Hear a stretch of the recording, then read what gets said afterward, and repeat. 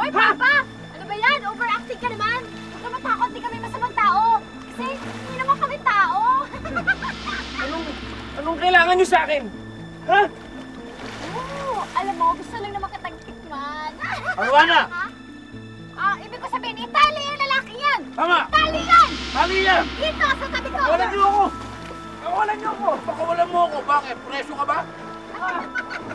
Arwana! Hindi ko gusto yung ginawa mo kanina, ha? Ano ka ba naman po dito? Siyempre, kailangan ko siya kaibiganin para lumagay yung loob niya sa akin, no? Mas gwapo ka naman dun, no? Ako? Talaga? Oo! Lalo na kung hindi ako nakatingin sa'yo. Ano sabi mo? Hindi, sabi ko, ang gwapo-gwapo mo. Kahit hindi kita tinitingnan, nakikita ka na sa panaginip ko. Talaga? Thank you, Mom.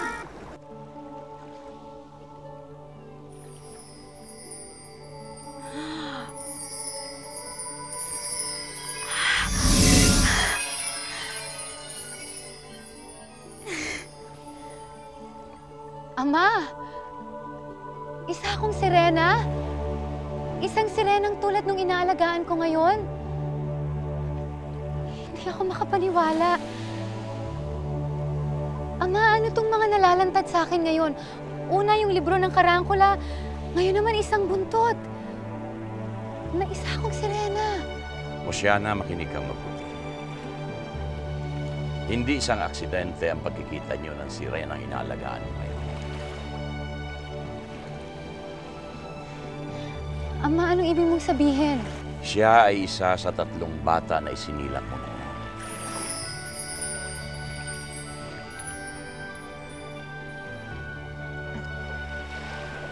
Anak ko siya? Oo.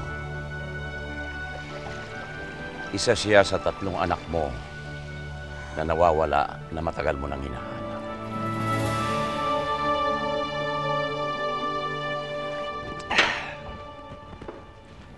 Luis Inigo, anong ginagawa mo sa sarili mo?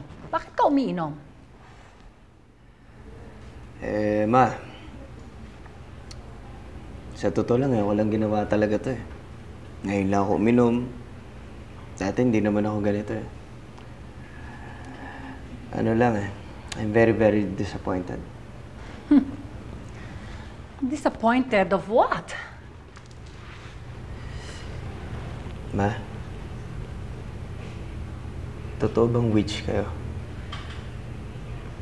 Isa ka manananggal? Luis Inigo, ang witch ay magkukulam. Hindi manananggal. Okay?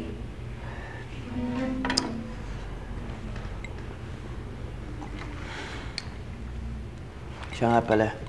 Gusto ko lang malaman nyo na yung pinagtatabuyan natin dito sa bahay noong nakaraan. Si Ira yun. Nakulam siya. Pinagbibintangan mo ba ako, Luis Inigo? Oo, ma. Dahil si Ira mismo nagsabi sa akin. Sinabi niya pagkatapos daw mainom yung juice na dapat paiinom niyo kay Marie, bigla siyang pumangit. Matanong ko nga kayo, ma. Bakit niyo mapilit pinainom yung juice na yung kay Marie? Ha? Kung wala talaga kay intensyon masama. Ano, ma? Bakit? Tara! Ay! Ano ka ba? Wisit, alagkit! Tara! Nakuha ko na yung address kung saan nakatira si Dolphina. Pinar-search ko sa boyfriend kong pulis. Talaga! Ang galing-galing mo talaga, Dikoy. Sabi ko na nga, be. Matatagpuan din natin yung Dolphina na yan. At papatunayan ko sa kanya na si Dolphina at siya yung nakasama ko sa lukulungan na iisa. Yes! Akin na yung address! Kikita na rin tayo, Dolphina. Ha? Ito na yung address? Yes! 690. Ay! Hindi yan! Ano Yung na? Baba! Ah, Pinuntahan ko kagabi yun eh. Alam niyo kung ano yung kinasasama ng loob ko talaga. Kasi si Marie, si Marie na walang malay, ang tanging gusto lang mabuhay na marangal, pilit niyo ginagawa ng masama.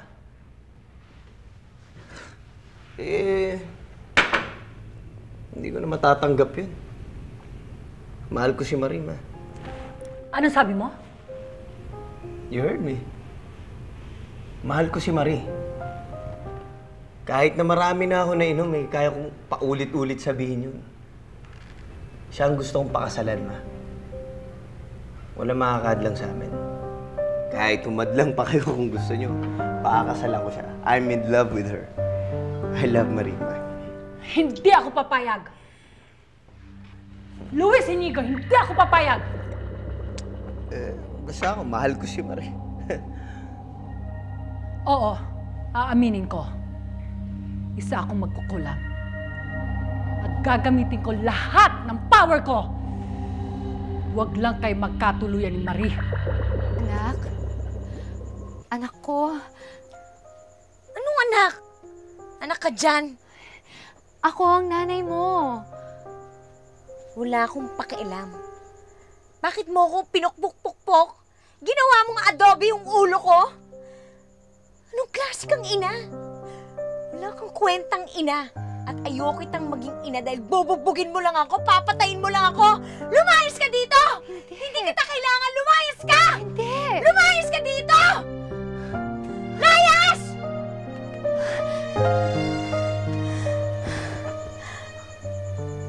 Teka, parang mali. Ba't ko siya pinalayas eh? Bahay pala niya to. Hello, Pogi! Sasabihin mo na ba sa akin kung nasan si Dolphina? Alam mo, ang kulit-kulit mo. Sinabi ko na't hindi ko nga alam kahit na ako ay nanganak ko si Dolphina. Ooh! You're looking good, ha? Ang swerte naman ni Dolphina. Sa isang guwapo at simpatiko pa siya na ina. Gusto mo nga ako? Eh, huwag mo akong hahalikan. Ayoko sa'yo. Ang lansa mo, ang baho mo. Talaga? Naisa na naman ako nitong si Arwana. Pagkatapos si Tsunami. Ngayon naman itong tagalupang ito. Kinakalantari niya. Eh! Marie?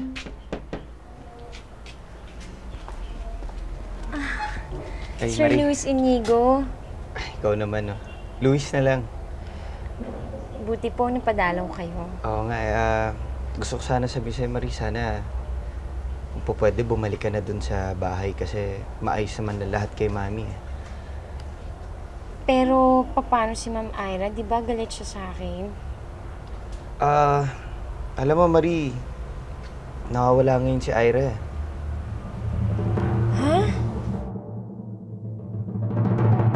Father Willie, sorry po talaga. Malubha pa kasi ang sakit ni Ira kaya hindi pa siya pwede mag-pictorial. Oo nga po, Father Willie. Pero nakaschedule na ang shooting niya at ang pictorial niya. Edi, baguhin na lang po natin. So easy to do that naman, di ba, Father? Taka, sandali. Sino ba itong asungot na ito? Sabad ng sabad, ha? Father, siya po si Bakekang. Siya po yung yung alalay ni Ira. Naku, Father, pasensya ka na, ha? Kasi pinaglihito sa orangutan. Bakekang. Pero, pag hindi siya tumupad sa pinirmahan niyang kontrata, yang si Ira, pwede ko siyang idemanda. Pwede ko siyang ipatapon dun sa Iraq. Father, nakalagay ba yan sa kontrata? Oo. At pag hindi siya tumupad, yang si Ira, sa mga pinirmahan niyang kontrata, pwede ko siyang balian ng buto. Pwede ko siyang ipasalvage.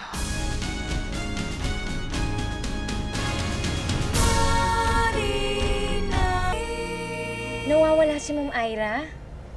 Oo nga, Marie, hindi nga namin alam kung saan siya nagpunta eh. Anong nangyari? Alam mo kasi, Marie, nagkaroon sila ng konting tampuhan ni Mami, kaya siguro may nabuti na lang ni Ira na umalis muna doon sa bahay.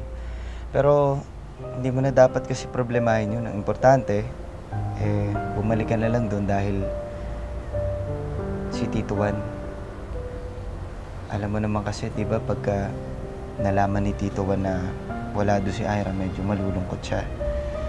Pero mawawala naman yung lungkot na yun kahit papano kung babalik ka na doon sa bahay. Tsaka Marie, alam ko naman na galit ka kay Mami at kay Ira. Pero nakikiusap na lang ako sa'yo. Ala-ala kay Tito Juan, bumalik ka na lang doon sa bahay. Hindi!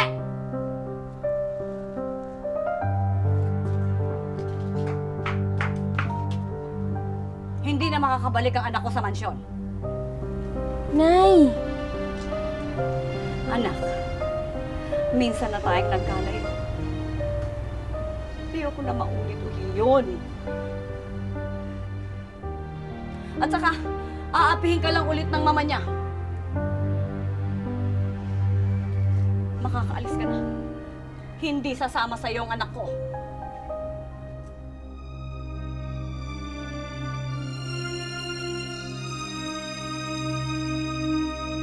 Sirena, meron akong dalang pagkain para sa'yo.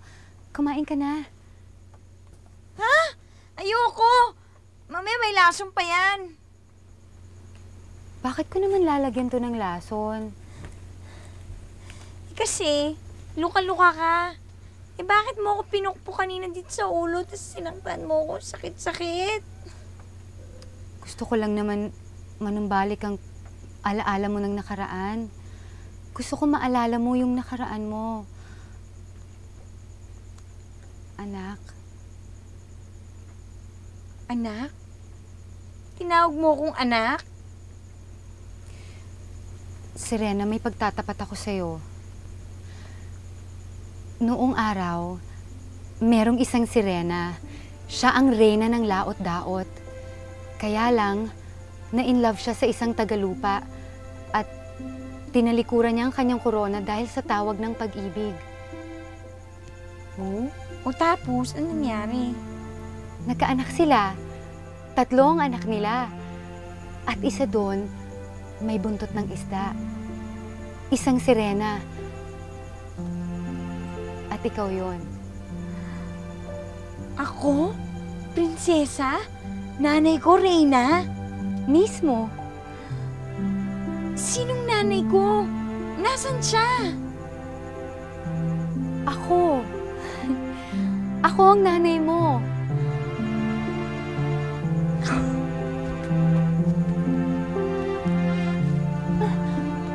Huwag ka naman umiyak, anak. Huwag ka na umiyak. Hindi naman ako umiyak eh. Tumatawa ako. Nice one! Uy, sige pa, kwento mo pa ako ng mga kwento. Yung flying carpet naman. Yung tipong genie ka, yung ganon. Kahit malalayain mo na ako. Tutal, ayaw mo naman maniwala na nanay mo ko eh. Sige na, malaya ka na. Bumalik ka na dun sa pinanggalingan mo. Sige. Bye! Wow!